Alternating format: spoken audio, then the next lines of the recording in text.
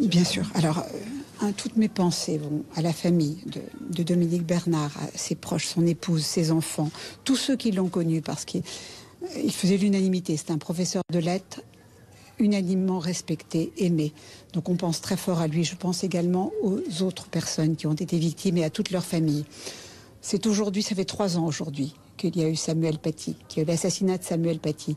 Nous sommes également en empathie totale avec les familles, aussi avec toute la communauté éducative du lycée Gambetta Carnot. Je sais ce que c'est qu'appartenir à une communauté éducative, je sais aussi combien ils souffrent et je veux leur dire combien on est avec eux.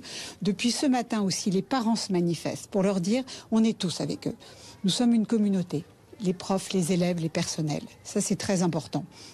Et aussi, je suis prof, vous le savez, cette profession qui a un sens énorme en ce moment. Nous avons la responsabilité des élèves. C'est à l'école que tout se structure. Et c'est à l'école que tout arrive. Ça doit être, je pense, j'ai entendu que ça doit être un sanctuaire, certainement. On est dans le monde, mais c'est aussi là qu'on doit apprendre le monde. Et il va y avoir de plus en plus de formation aussi à la tolérance, à la bienveillance. Comment, dans ce monde qui est là, comment faire avec nos enfants ? Comment faire pour les rassurer? Comment faire pour leur dire le monde sans les angoisser et pour leur construire avec eux leur avenir, parce que c'est bien de leur avenir dont il s'agit, l'avenir des enfants et des adolescents. Et croyez-moi, en ce moment, c'est difficile pour tout le monde, mais c'est particulièrement difficile pour eux de trouver un sens.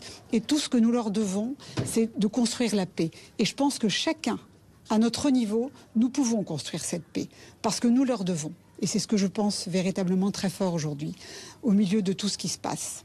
Voilà. Aujourd'hui, vous êtes venu dans une école pour une dimension très particulière. Qu'est-ce que vous leur dites justement à ces enseignants? Qu'est-ce que vous avez envie de leur dire aujourd'hui? D'abord, toute mon admiration, parce que je sais ce qu'ils donnent, je sais ce qu'ils sont, je sais ce qu'ils font. D'avoir choisi cette profession. Mais beaucoup sont comme moi, c'est-à-dire qu'on ne sait pas faire autre chose. On a ce métier qui est un peu chevillé au corps. C'est tellement important ce rapport qu'on a... qu'on ne sait pas faire forcément autre chose. Et il y en a d'autres, ce n'est pas le cas. Mais en règle générale, c'est un métier de vocation. C'est un métier de vocation. Et je veux leur dire à quel point nous sommes tous solidaires. Mais je pense qu'ils le savent. Ils le savent. C'est très important qu'on le soit dans des moments comme aujourd'hui, que nous restions unis. Et que si nous restons unis, il y a des chances que le reste du monde le soit aussi. J'en suis persuadée. Merci. Comment justement parler aussi aux enfants de ce qui s'est passé vendredi dernier? Je pense qu'il faut être très factuel. Ne pas les angoisser, mais être très factuel. On ne raconte pas d'histoire aux enfants.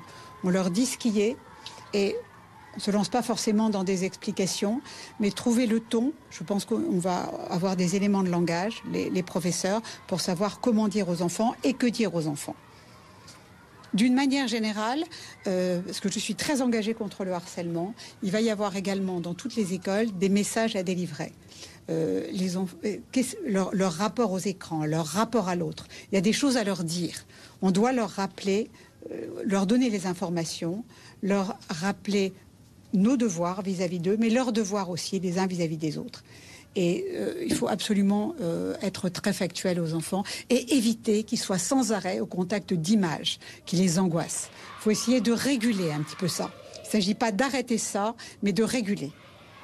Est-ce qu'il faut continuer d'enseigner la laïcité aussi à l'école? Bien sûr, bien sûr. Et savoir ce que c'est que la laïcité, parce que c'est un mot que beaucoup ne comprennent pas. Qu'est-ce que c'est que la laïcité? Et la tolérance.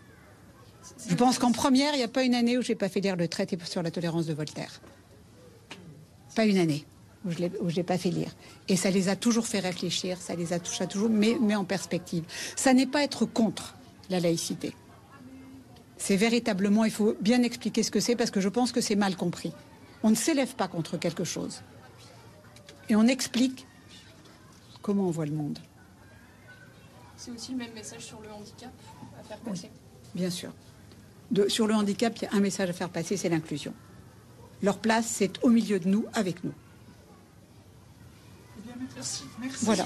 Non, je voudrais bien que vous posiez aussi des questions. Non, mais vous avez très bien parlé, c'est parfait. Non, mais vous avez parlé pour moi, c'est parfait.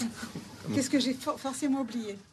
Brigitte Macron, donc, qui s'exprime à l'instant à l'occasion de son engagement pour l'association ELA, que l'on connaît bien évidemment, et qui qui permet donc à l'épouse du président de la République de dire son émotion après ce qui s'est passé à Arras.